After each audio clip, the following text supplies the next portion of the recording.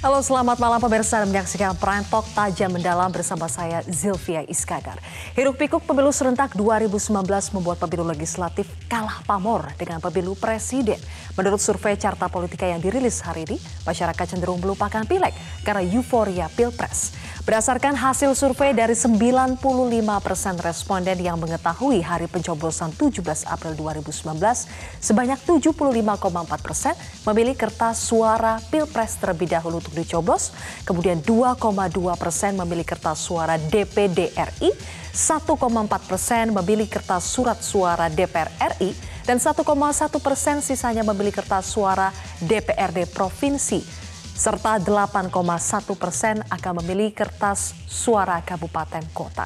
Padahal tahukah Anda bahwa pemilu serentak 2019 tidak hanya memilih pasangan calon presiden dan calon wakil presiden, tetapi juga calon anggota legislatif.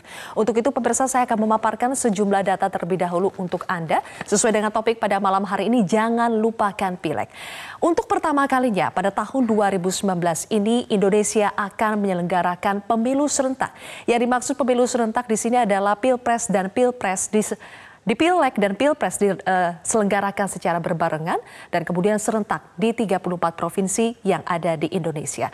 Kita lihat terlebih dahulu apa saja yang akan kita pilih pada tanggal 17 April nanti. Yang pertama, kita akan memilih presiden dan wakil presiden. Kemudian kita juga akan memilih anggota DPR RI.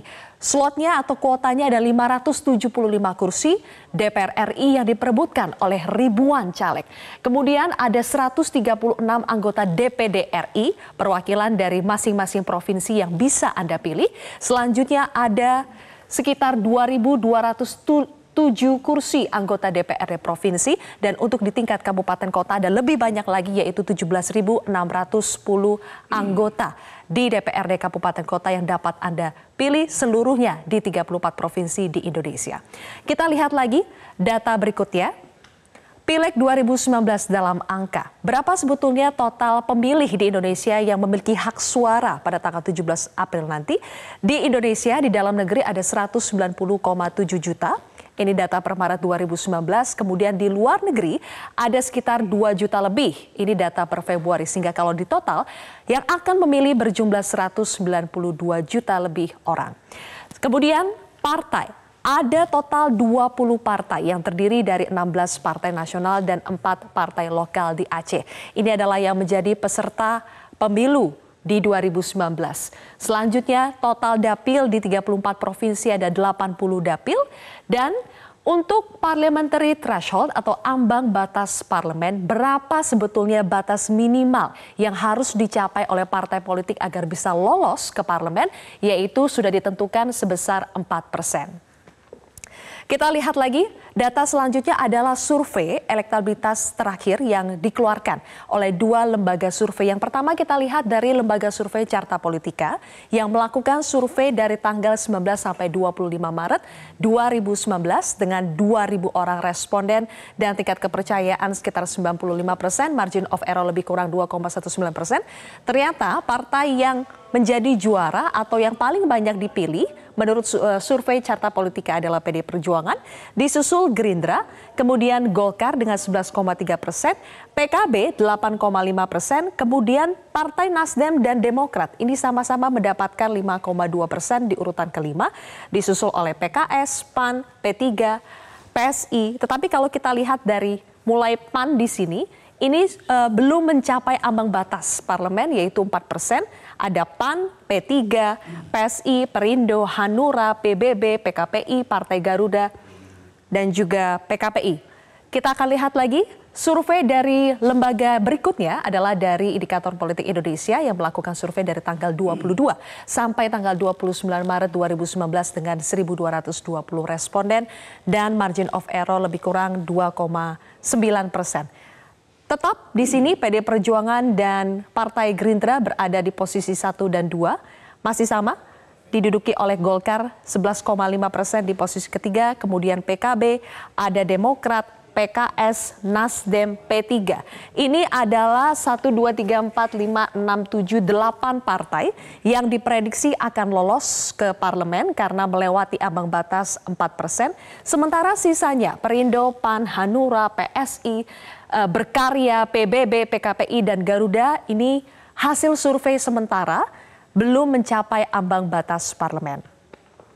Berikut pertanyaannya adalah sebetulnya apakah betul memang masyarakat ini lebih memprioritaskan Pilpres dibandingkan Pileg? Sebetulnya bukan hanya pemberitaan yang lebih banyak seputar Pilpres, tetapi niat dari masyarakat sendiri ketertarikannya lebih kepada Pilpres dibandingkan kepada Pileg. Sebetulnya sudah ada sejumlah situs yang menyediakan informasi soal Pileg. Kalau dianggap bahwa Pileg ini lebih ribet, lebih rumit karena anggota atau jumlah calegnya itu lebih banyak, sebetulnya sudah ada beberapa situs yang menyediakan informasi soal para caleg. Di antaranya Anda bisa melihat di info.pemilu.kpu.go.id, kemudian ada Pintar Memilih, caleg2019.id, calegpedia.id, tamenrakyat.id, kemudian ada kbr.id, kenali caleg, dan jariungu.com. Ada beberapa situs yang Anda bisa cari tahu sendiri dengan proaktif mencari tahu siapa caleg yang ada di dapil Anda. Dan pemirsa, untuk membahas lebih jauh soal jangan lupakan Pileg ini, kami akan memperkenalkan sejumlah narasumber, tetapi sebelum itu Anda juga dapat berpartisipasi dalam perbincangan pada malam hari ini melalui akun sosial media kami yaitu Metro TV Newsroom, Metro TV Newsroom yang ada di Facebook, di Twitter, dan juga di Instagram dengan hashtag atau tagar jangan lupakan Pileg, tagar Prime Talk. Ini adalah 2 tagar yang bisa Anda gunakan. Saya akan perkenalkan sejumlah narasumber yang sudah hadir untuk membahas topik pada malam hari ini. Yang pertama adalah di sebelah kanan saya ini, anggota Majelis Tinggi Partai Demokrat, Bapak Max Sopakua. Pak Max, apa kabar? Baik, selamat malam. Baik, selamat malam ya. Wassalamualaikum. Kemudian di sebelah kiri saya adalah Direktur Riset Carta Politika, Pak Muslimin. Selamat malam. Malam. Dan yang di sebelah sana adalah Wasekjen Partai Nasdem, Pak Hermawi Taslim.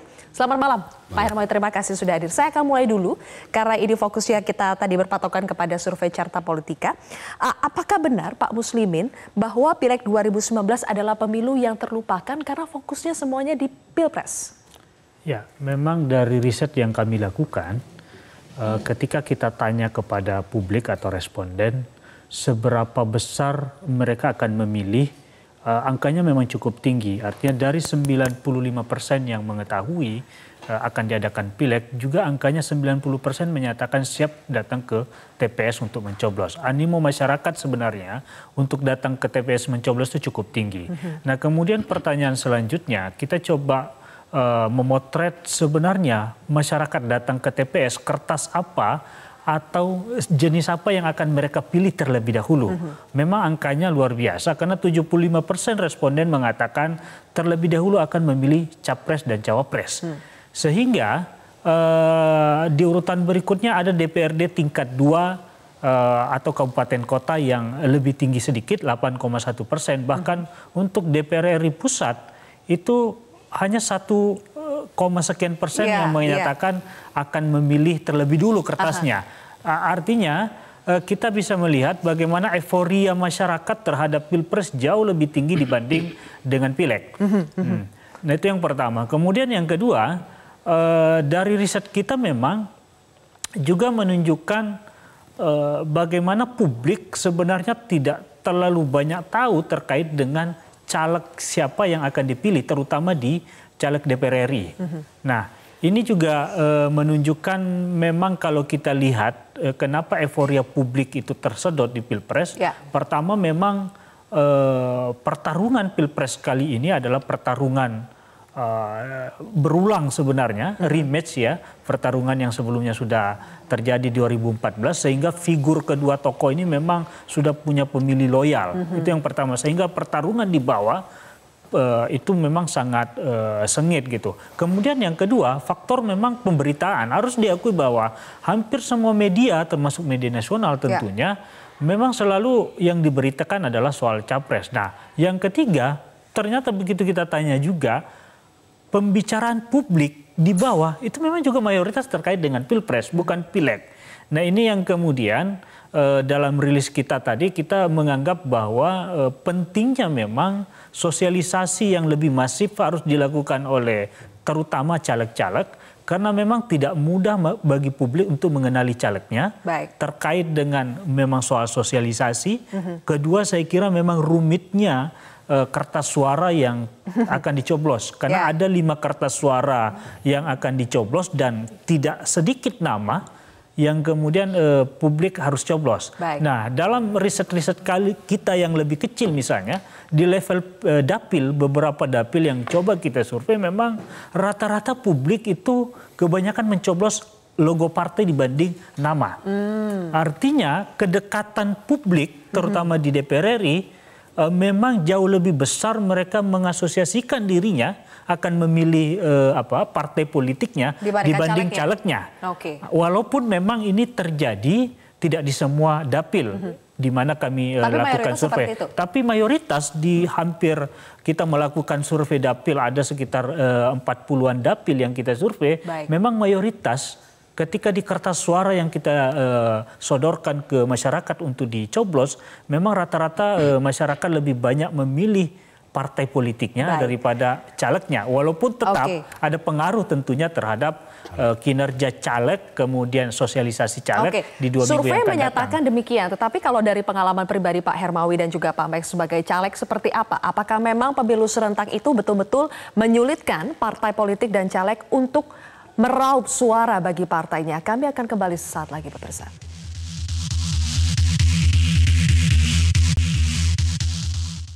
Baik pemirsa, kita lanjutkan kembali dialog bersama dengan ada Pak Hermawi dan juga Pak Max Sopakua di sini. Pak Hermawi, kalau pileg dan pilpres dilaksanakan secara serentak, apakah memang selama ini betul-betul menyulitkan parpol caleg untuk mengerek elektabilitas? Jadi begini Mbak, ini pengalaman pertama kita sejak Indonesia merdeka, baru pertama kali ada pemilihan serentak antara pilpres dan pileg. Artinya seluruh rakyat Indonesia ini menjadi pemula kembali. Tapi apa yang kita alami selama ini memang sumber daya kita tersedot. Kami misalnya harus berbagi juga ke TKN. Sementara sebahagian besar elit partai itu juga mencalonkan diri. Dia ada tanggung jawab moral, sudah dicalonkan, harus jadi, dia harus ke dapil dan seterusnya. Jadi ke depan mungkin patut untuk dievaluasi apakah sistem satu paket pilpres dan pileg ini perlu dipertahankan atau seperti apa? Kalau menurut Anda sendiri, menurut partai Anda? Hasil simulasi kita misalnya, yang antara lain juga memberatkan partai adalah hampir tidak mungkin satu TPS itu dijaga oleh satu saksi. Hampir tidak mungkin karena waktunya sampai malam. Belum lagi kita harus menyumbang kader kita untuk menjadi saksi di pilpres, koalisi itu sendiri. Nah, tapi karena ini sistem yang sudah menjadi keputusan Mahkamah Konstitusi, sudah menjadi kesepakatan semua, kita jalankan saja, mudah-mudahan kita bisa terus mengembannya dengan baik. Tapi Pak Hermawi, secara teknis kan tadi memang kesulitan, secara sumber daya manusia tersedot. Apakah itu berarti upaya dalam memaksimalkan kampanye juga akhirnya tidak bisa 100%? Kalau kampanye agak berbeda, karena seperti tema kita ini, caleg-caleg di kabupaten dan kota Madia itu yang berkampanye itu banyak sekali keluarganya. Jadi sebenarnya dinamikanya juga sendiri. Kalau tema hari ini pileg jangan dilupakan, ada benarnya, tetapi di tempat-tempat tertentu dinamika dan kemeriahan kampanye-kampanye pileg di kabupaten dan kota dengan segala variannya juga tidak kalah menarik. Saya kira yang membedakannya adalah hampir seluruh stasiun TV itu memang cenderung menyiarkan capres. Hampir semua elit juga seperti kita malam ini membicarakan capres. Sementara beban partai itu berbagi. Oke, baik. Kalau berbicara soal beban partai nih, Pak Max, dengan adanya pileg dan pilpres secara bersamaan, seperti apa beban partai yang dirasakan selama ini? Saya melihat bahwa apa yang disampaikan oleh kawan tadi dari Carta Politika gitu, itu fenomena yang terjadi dan itu sebuah keniscayaan. Persoalan yang kita hadapi sekarang adalah kita dihadapi oleh sebuah booming, sebuah demam pilpres. Ya. Kenapa? Pilpres menentukan pemimpin masa depan, tetapi pertanggungan jawab moral caleg adalah daerah pemilihan. Nah, ini yang sebenarnya kita lupakan, ya. Sehingga kalau kita lihat bahwa semua orang berbondong-bondong, media massa dan lain-lain berbicara mengenai masalah Pilpres, ya, caleg pada ranking kedua, padahal pada periode pemilu yang lalu Pileg duluan yang dibicarakan, anggota DPR dulu yang fight di lapangan dulu untuk menentukan dia bisa mencalonkan Pilpres atau tidak. Nah ini saya kira perlu ada semacam perubahan baru di masa yang akan datang. Sistemnya harus dirubah. Ini membebani, dan saya kira rakyat juga tidak akan tahu seperti yang dikatakan oleh kawan dari Catra Politika tadi. Dia malah nggak tahu mana calegnya siapa gitu. Bagi mereka yang berusaha di daerah pemilihan misalnya, itu adalah pertanggungan jawab moral bagi dia di daerah pemilihan. Kalau pemimpin bangsa ini, presiden bertanggung jawab secara menyeluruh terhadap bangsa ini. Tapi kalau caleg, pertanggungan jawab moralnya adalah di daerah pemilihan. Bagaimana dia berbuat di daerah pemilihan untuk kesejahteraan mereka yang memilih dia di daerah pemilihan. Ketika popularitas Pileg kalah dibandingkan dengan Pilpres, apakah itu berarti efeknya kepada elektabilitas partai? Lebih sulitkah bagi Demokrat tahun 2019 ini untuk mendapatkan suara? Persoalan itu akan terjadi ketika kita rame-rame berbicara mengenai Pileg. Pileg ini mempunyai partai tersendiri. Jangan samakan. Sehingga Anda berbicara tadi mengenai masalah elektabilitas atau parlemen threshold 4%, itu yang dikejar juga oleh partai politik. Kalau itu tidak diperhatikan, bisa-bisa ya seperti yang disebutkan oleh teman dari Carta Politika tadi, tidak ada yang lolos masuk ke DPR, sehingga 4% itu tidak tercapai. Makanya ini adalah beban berat bagi partai politik untuk bisa menaikkan elektabilitasnya. Syukur-syukur dia sudah melewati 4%. Tapi kalau dia belum melewati 4%, kan persoalan baru lagi. Udah keluarkan biaya, tenaga dan pikiran, toh tidak masuk juga, masuk di elektabilitas atau di parlemen threshold yang 4% itu. Nah ini Mbak, saya pikir ke depan seperti yang dikatakan oleh kawan saya tadi dari Nasdem, ini perlu kita robah di masa depan. Tidak bisa cara ini kita pertahankan untuk pemilu berikutnya. Sudah terasa Pak ya, bebannya itu sangat terasa. Di satu sisi babak belur ya. Berapa banyak biaya yang dikeluarkan oleh pemerintah, oleh calon-calon dan lain-lain sebagainya. Coba kalau biaya itu dikumpulkan untuk kesejahteraan rakyat, kan lebih baik lagi gitu daripada dikeluarkan untuk seperti yang sekarang. Seperti apa sih Pak Hermawi, selain sulit untuk menyampaikan kepada masyarakat bahwa ada Pileg juga loh, sulitnya yang lain tuh apa? Begini Mbak, yang kalau pertama seperti saya katakan tadi, sejak merdeka kita sudah terbiasa pemilihan ini. Paling tidak setelah reformasi sudah terbiasa pemilihan ini terpisah.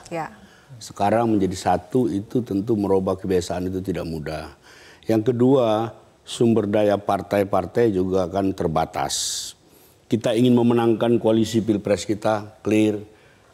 Kata Pak Max tadi, kita juga harus mencapai minimal 4%. Itu harga mati buat partai. Itu harga mati buat partai supaya dia tetap eksis. Tapi pengaruh media massa juga saya kira signifikan. TV-TV termasuk Metro itu akan jauh lebih banyak menyiarkan Pilpres. Dan kawan-kawan yang menjadi caleg terutama di kabupaten dan kota yang tadi jumlahnya 17.000, hampir tidak ada yang beriklan di TV. Tapi DPD ini kan banyak sekali. Jadi kompleks, maka bagi kita, kami tidak ingin buru-buru mengatakan harus dirubah sistemnya, tapi dievaluasi secara keseluruhan. Ternyata kita menanggung beban yang berat sekali. Jangan-jangan bangsa ini, partai-partai ini, KPU ini belum siap menyelenggarakan pemilu serentak seperti ini. Saya melihat begini nih ya. Anda bayangkan bahwa sekarang kita bicara mengenai Pilpres 2019. Tetapi bagaimanapun juga orang partai politik akan berpikir tentang pemilu 2024. Ketika kita berbicara mengenai pemilu 2024, kita udah harus bikin pundi-pundinya sekarang, Pak. 2019 ini elektabilitas partai harus memadai. Sehingga 2024 dia bisa juga ikut berpartisipasi. Itu bagian dari kesinambungan saya bilang partai. tadi, Pak, kalau memang ini dipertahankan terus-menerus, kita bertabrakan terus. Pilpres dan sebetulnya Pileg kan begini, sebetulnya ketika ada pemilu serentak ini, waktu itu di awal diharapkan bahwa Pilpres ini akan memberikan kotel efek juga kepada Pileg. Tetapi sebetulnya kenyataannya itu seperti apa Pak Muslim? Di samping itu Pak Muslimin dulu. Memang kalau kita lihat di hampir semua lembaga riset, termasuk Carta Politika yang melakukan riset dari beberapa periode terakhir, kotel efek itu memang dirasakan, tetapi hanya beberapa partai. Jadi kalau dalam tanda kutip pemilihan serentak ini menguntungkan hanya beberapa partai, terutama misalnya kalau kita lihat di hasil terakhir kita lihat di mana PDIP unggul sampai 25%. Dan mayoritas pemilih PDIP itu memilih PDIP karena PDIP mengusung Pak Joko Widodo. Itu alasan utama mereka memilih capres, memilih partai ini. Kemudian terjadi juga di Partai Gerindra. Mereka memilih Partai Gerindra selain karena ketua umumnya Pak Prabowo, juga karena Gerindra ini mengusung Prabowo sebagai capres. Jadi dua partai ini yang paling cukup tinggi. Dua partai ini yang paling diuntungkan dalam tanda kutip tentunya pada proses pemilihan serentak ini. Nah, bagaimana seperti apa? Nah, kalau kita ditahan dulu ya, tapi ya kita akan lanjutkan lagi pemirsa. Prime Talk akan kembali sesaat lagi. Baik pemirsa, kita lanjutkan kembali. Pak Muslimin, kalau tadi disebut kotel efek itu hanya dirasakan oleh dua partai, PD Perjuangan dan Gerindra. Sisanya ini dapat apa, Pak? Sebenarnya selain Partai Gerindra dan PDIP, sedikit juga memang ada kotel efek bagi di PKS, kemudian PAN. Terutama memang koalisi 02 lebih ada dampak ke partai politiknya dibanding pengusung 01. Nah makanya kalau kita lihat di beberapa survei kan memang hampir bisa dipastikan peringkat 1-2 itu ya PDIP, Gerindra, hampir semua lembaga survei. Jadi itu menunjukkan bagaimana kotel efek itu betul-betul berpengaruh di dua partai ini karena memang dua partai ini adalah mengusung kadernya sendiri. Nah, bagaimana dengan partai lain? Kalau kita lihat hasilnya misalnya, ada beberapa partai memang dari sisi angka itu belum mencapai 4%. Ya. Nah, kabar baiknya di riset kita memang ada 36% sebenarnya ternyata publik itu memilih partai politik karena melihat figur calegnya. Jadi tetap masyarakat sebenarnya menunggu, masih ada peluang bagaimana di sisa waktu memang suara partai akan naik, tidak lagi ditopang oleh karena kotel efek, kemudian karena brand partai, tetapi saya kira 2 minggu sisa ini adalah bagaimana masifnya caleg mereka melakukan kampanye di bawah, turun ke bawah, itu yang kemudian bisa mendongkrak partai. Karena tadi yang saya sampaikan bahwa memang mayoritas kemudian mereka mencoblos partai. Ketika mereka mengenali caleg lebih dekat, maka mereka akan memilih caleg. Nah, disitulah kemudian sumbangsi caleg sebenarnya bisa memperkuat partai politik. Karena suara caleg satu otomatis kan juga bertambah di sumbangsi caleg, Pak. Iya. Tadi saya nanya sama Anda tadi, ya. Itu ada 5. Kami pernah melakukan stimulasi di daerah pemilihan. Untuk 5 surat suara dengan 1 orang itu memakan waktu 11 menit. Ya. Kali 300. Ya, kali 300. Saya juga khawatir jangan sampai konstituen saya ada yang tidak bisa nyoblos karena sudah ditutup TPS-nya. Ada kekhawatiran itu. Ini persoalannya. Kenapa? 5 surat suara itu bagi orang yang muda masih di 11 menit. Kertasnya besar-besar. Tapi kalau yang orang tua, bapak-bapak, ibu-ibu yang udah harus dituntun, kan tambah lama lagi itu persoalannya. Ya, ini persoalan yang sebetulnya harus diselesaikan oleh KPU. Tetapi sebetulnya begini, meski ada persoalan, tapi ada kabar baik juga kalau saya lihat dari survei Carta Politika yang terbaru ini. Misalnya untuk Nasdem dan Demokrat, ini sama-sama mendapatkan 5,2% dan masuk 5 besar ya, parpol dengan elektabilitas tertinggi. Bagaimana sebetulnya tren suara Nasdem dan Demokrat selama beberapa bulan terakhir ini? Kalau kita lihat survei terakhir Carta Politika mulai dari bulan Oktober, Desember, kemudian kita lakukan di awal Maret, kemudian pertengahan, memang dua partai ini kan kecenderungannya selalu naik. Kejar mengejar. Bahkan dua partai Nasdem dan Demokrat, kecenderungannya di survei sebelumnya sempat di bulan Januari itu kan survei kita menunjukkan Nasdem lebih di atas sedikit, kemudian di Maret awal justru Demokrat agak menyalip, walaupun memang masih ambang margin of error. Memang kalau kita lihat perebutan posisi kelima dan keempat, memang sepertinya akan diperebutkan dua partai ini, Partai Nasdem dan Partai Demokrat. Apalagi kalau kita lihat dari sisi tren, dua partai ini selalu naik. Itu yang pertama. Kedua, ini yang kita lihat bahwa Partai Nasdem dan Demokrat sebenarnya punya caleg yang cukup kuat di daerah. Itu yang saya sampaikan tadi, bahwa pengaruh caleg ketika memang DCT partai politik itu bagus, itu akan mempengaruhi suara partai ke depan.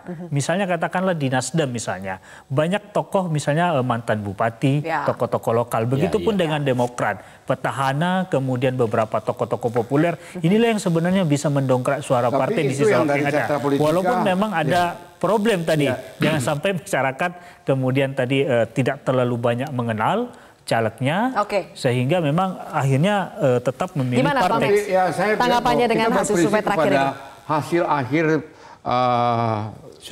lembaga survei setelah AHY Agus Yudhoyono dan kawan-kawan berkeliling, saya lihat bahwa di Indobarometer atau tadi yang juga disampaikan tadi, kita menaik 8,7%. Itu sebuah alhamdulillah kita memang agak menaik ke atas sana, dan kita lihat bahwa ini trennya akan kita usahakan terus dalam beberapa hari ini bisa mampu. Sisa waktu 9 hari ini untuk kampanye. Tinggal waktu 9 hari ini mudah-mudahan bertambah lagi lah gitu kan ya. Kalau Nasdem seperti apa Pak Persoalan yang jadi adalah hanya sampai batas bagaimana mengakomodir kepentingan konstituen kita di dapil masing-masing, karena mereka jangan sampai tidak bisa mencoblos karena waktu yang dikatakan tadi gitu.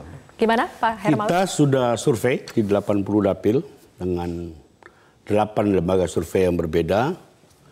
Tren menaik seperti tadi dikatakan oleh Carta, dan kita optimis. Ini ada 4 tim yang sekarang berkeliling, ketua umum lagi di Sumatera.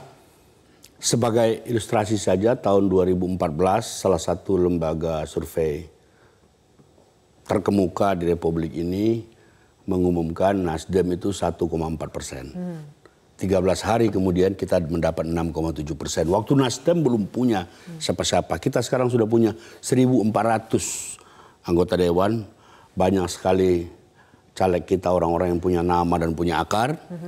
Kita optimis pada hari H, 17 April, kita menembus 2 digit.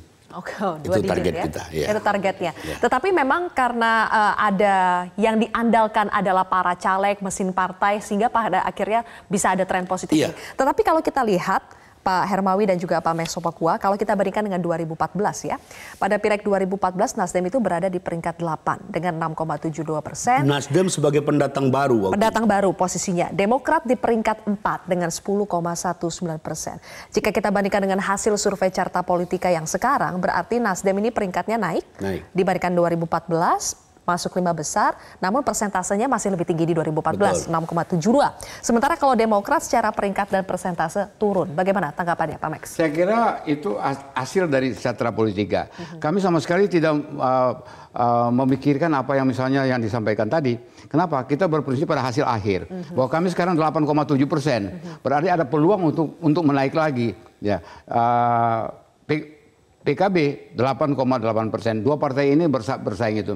Sementara pada Carta Politika kami dengan Nasdem bersaing. Padahal sekarang ini kami dengan PKB yang udah di urutan keempat dan 5 gitu ya. Jadi saya kira ini adalah sebuah fenomena dari lembaga survei yang memang tidak bisa dihindari. Jadi apapun mau dilakukan silakan. Tapi kami mempergunakan lembaga survei, hasil dari survei tersebut sebagai trigger untuk teman-teman kita di dapil untuk lebih giat lagi bekerja. Kenapa? Seperti yang dikatakan tadi. Memang kami di dapil masih ada caleg-caleg yang sudah dikenal juga oleh masyarakat. Karena mereka juga pernah jadi anggota DPR, ada incumbent dan lain-lain. Itulah yang kita harapkan mereka untuk berjuang lebih baik lagi. Supaya bisa mengerek untuk meningkatkan elektabilitas. Yang jelas bahwa kita sudah melewati 4% ke atas dan sekarang udah 8,7%. Baik, nanti saya juga akan tanya kepada Nasdem, tapi kita harus jeda terlebih dahulu. Pemirsa, kami akan kembali bersama.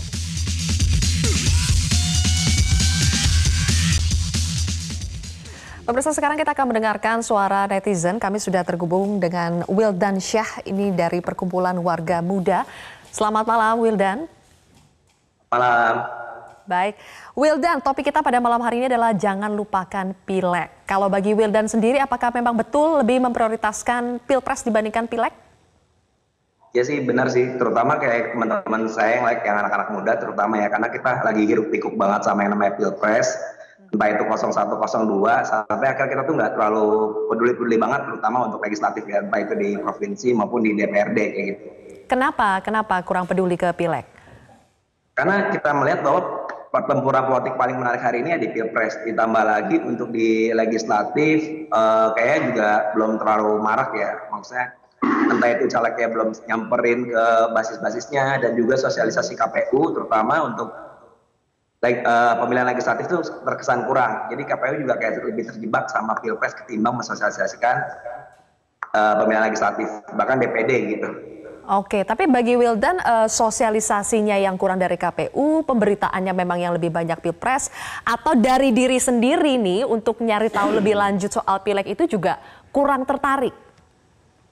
Ya pertama sih kalau kita lihat ya untuk pemberitaan media aja, media-media online selama paparin kita untuk perdebatan Pilpres gitu, sampai akhirnya kita untuk cari tahu legislatif kita di DPRD maupun DPR RI juga kurang. Seandainya kita nyari pun juga masih sangat terbatas gitu. Paling kita cuma tahu nama, terus tanggal lahirnya dan semacamnya, tapi visi misinya pun juga kita nggak dapat banget gitu. Jadi ya lebih asik mantengin Pilpres ketimbang DPR maupun DPRD sih menurut saya. Gitu ya. Selama ini referensi apa yang digunakan Wildan kalau misalnya mau cari tahu soal caleg atau partai politik? Referensi apa yang digunakan? Ya biasanya sih kita kalau buat politik pertama pasti di medsos, kedua diskusi di via WhatsApp, grup WhatsApp dan semacamnya, sama yang jelas di media portal online ya. Dan emang kan sebetulnya ada tuh situs-situs yang membuka profil soal para caleg. Apakah itu menarik buat para netizen? Berapa kali sih saya pernah juga lihat di beberapa media online ketika ada review atau enggak mengulas DPRD itu juga anggota Dewan Legislatif itu nggak terlalu menarik juga sih. Jadi kayak lebih senang aja kalau bisa ada hal-hal yang lebih seru kayak Pilpres. Kalau misalnya legislatif ya ulasannya gimana? Karena terlalu banyak calegnya, terlalu ribet, atau apa? Karena tidak pertama kenal. Itu sih. Pertama emang karena banyak banget ya. Mungkin gara-gara kita sekarang ada pemilu serentak, banyak banget orang yang tiba-tiba muncul. Akhirnya kita juga nggak bingung juga untuk kita mau milih siapa gitu. Oke, berarti sampai sekarang belum tahu siapa ini caleg DPR dan DPRD yang akan dipilih, belum tahu siapa? Sendiri saya di Jakarta Timur masih belum bisa menentukan gitu. Padahal waktunya sebentar lagi nih. Tapi terakhir buat Wildan, menurut kamu supaya anak muda lebih tertarik untuk memilih partai politik, memilih caleg, apa sih cara apa yang harus digunakan oleh para partai politik dan caleg untuk meraih suara kalian? Ya pertama sih kalau menurut partai politik ya, buat ketika akhirnya dia turun ke basis juga jangan hanya yang ngasih selebaran kalender, baju-baju dan semacamnya, bisa lebih bangun kayak komunitas atau enggak bangun kegiatan-kegiatan yang positif bisa bareng-bareng sama anak-anak muda. Terus yang kedua sih kayak media juga kayak sih di detik-detik terakhir ini butuh kasih porsi besar juga buat caleg-caleg muda atau enggak caleg-caleg yang lain, biar kita juga ngerti nih informasi apa aja sih yang mau disampaikan sama caleg-caleg ini. Terus yang ketiga mungkin KPU ya. Jadi KPU juga jangan sampai sibuk sama Pilpres saja. Juga bantulah buat sosialisasi soal legislatif kayak gitu. Oke, terima kasih Wildansyah sudah bergabung bersama kami. Nanti saya akan minta tanggapannya dari kedua partai ini akan seperti apa. Kalau tadi sudah disampaikan ternyata betul netizen kurang tertarik kepada Pileg. Bagaimana mensiasatinya? Di tengah juga ada kemungkinan golput Pileg ini bertambah angkanya. Sesaat lagi. Kita sudah sampai di segmen akhir dari Prime Talk. Pemirsa, saya ingin membacakan ini data golput Pileg. Naik drastis dari tahun 2004 ke 2009, 16% ke 29%, sempat turun di 2014 menjadi 24,8%. Tetapi kita tidak tahu ketika ini sekarang pemilu serentak akan seperti apa data golputnya nanti. Pak Hermawi, ketika tren elektabilitas Nasdem positif semakin naik, tetapi di satu sisi tetap ada tantangan soal Pileg yang terlupakan oleh Pilpres dan angka golput yang diprediksi juga akan tinggi untuk Pileg. Akan seperti apa Nasdem menyiasatinya? Iya, sejak bulan lalu kita sudah evaluasi. Kita mendorong semua caleg kita, bahkan sebagian kita fasilitasi, untuk bertemu konstituen. Ada banyak orang ternyata bisa menjadi anggota dewan di tingkat manapun. Kayak siluman, nggak tahu menau dari mana asal usulnya, hanya kalendernya, hanya gambarnya, tahu-tahu dia terpilih. Jadi kita mendorong orang untuk melakukan canvassing, dialog, maka di Nasdem itu banyak sekali kampanye-kampanyenya kampanye kecil. 20-30 orang, 20-30 orang, kampanye-kampanye besar itu sudah tidak model. Begitu juga untuk menghadapi golput, kita sudah punya formula untuk mengatakan 5 tahun sekali ini kesempatan Anda sebagai rakyat kecil dianggap sama dan sederajat dengan siapapun yang status sosialnya tinggi, ayo memilih. Gunakan hak pilih Anda karena ini hak sebagai warga negara. Nah, mudah-mudahan pendekatan yang seperti ini cukup berpengaruh karena pendekatan yang lebih personal ya dengan karena kalau golput itu kan berarti yang rugi negara ini, yang rugi bangsa ini. Nggak ada satupun kelompok yang diuntungkan. Dan kenapa Pileg sama pentingnya dengan Pilpres? Pileg dan Pilpres sama pentingnya karena sebagai satu kesatuan sistem ketatanegaraan. Tidak ada presiden kalau nggak ada DPR dan sebaliknya. Tapi saya mau tegaskan, kalau ditanya apa yang lebih penting buat Nasdem, buat kita sama-sama penting sebagai sebuah sistem. Tapi pernyataan dan pidato ketua umum di mana-mana dia mengatakan seperti ini. Singkat, Pak. Kemenangan Nasdem penting, tapi kemenangan Nasdem seberapa besar pun tidak ada artinya kalau presidennya bukan Jokowi. Oke, baik. Oke, Pak Max terakhir. Saya melihat bahwa yang dikatakan oleh adik kita tadi itu fenomena itu adalah pengakuan yang jujur. Bahwa booming permasalahan di Republik ini dalam pemilu kali ini adalah Pilpres. Sehingga masyarakat terkontaminasi 80% kepada Pileg, ya, kepada Pilpres. Namun demikian ada sebuah pertanggungan jawab moral dari setiap orang yang namanya caleg untuk daerah pemilihannya masing-masing. Bahwa dia harus berusaha mati-matian untuk bisa mengarahkan jangan sampai ada yang seperti dikatakan golput. Ya. Saya kira golput itu adanya banyak di kota-kota besar karena orang sibuk.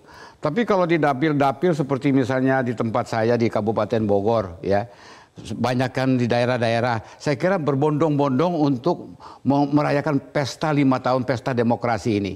Jadi saya yakin di daerah-daerah pemilihan seperti itu tidak akan banyak golput, kecuali mereka yang tidak berkesempatan sama sekali untuk melakukan. Bagi Partai Demokrat, dapil yang diperjuangkan sekarang ini adalah segala-galanya. Bagaimanapun juga, itu adalah bagian integral dari cara berpolitik, cara berdemokrasi untuk mengembalikan semua harkat masyarakat itu dalam sebuah perjuangan oleh caleg. Pileg prioritas ya, Pak? Dan Pileg adalah prioritas bagi kami untuk meningkatkan elektabilitas semakin tinggi dan bagaimanapun juga tidak melupakan Pilpres yang juga adalah yang didukung oleh Partai Demokrat. Untuk itu berarti agak berbeda nih antara Nasdem. Kalau Nasdem Pilpres 1, Pileg 2. Ini Pileg pertama, Pilpres kedua. Ya, harus Pileg dulu. Kalau tidak, ya bagaimana kita mau berkarya, bagaimana kita mau duduk di kursi-kursi legislatif itu. Dan yang terakhir adalah saya sarankan kepada semua pihak jangan ada yang golput.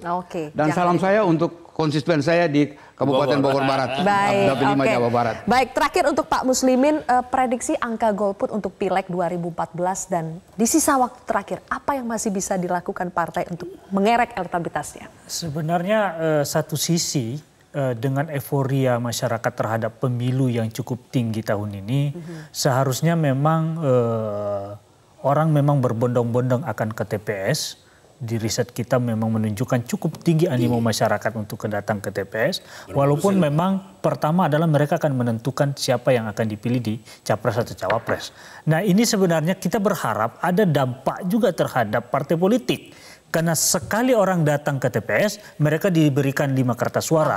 Nah di sinilah sebenarnya kesempatan di sisa waktu yang ada, memang pertarungan terakhir adalah bagaimana kemudian caleg-caleg ini bekerja lebih kuat, lebih kerja, lebih masif. Apalagi pertarungan caleg ini ternyata tidak terjadi hanya lintas partai.